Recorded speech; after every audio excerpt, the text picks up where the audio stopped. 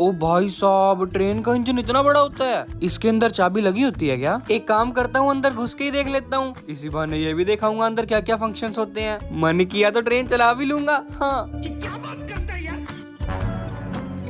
ओ भाई, ये तो ऐसे लग रहा है जैसे प्लेन में आ गया मैं। और यहाँ पे तो टीवी भी लगी हुई है। इनकी टीवी चला के देखता हूँ, अपने आप को सब्सक्राइब भी कर लूंगा। मैं एक काम करता हूँ, इसको पीछे सरका देता हूँ, क्या पता इससे ट्रेन आगे ही चल पड़े। नहीं यार, अगर ट्रेन चल पड़ी मेरे को तो ब्रेक मारनी भी नहीं आती। ना ना, बेफालतू के पंगे नहीं लेता मैं।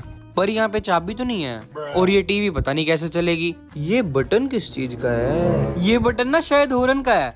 एक काम करता हूँ, हॉर्न बजा के देखता हूँ, मजा आएगा। ओए, हॉर्न बज गया।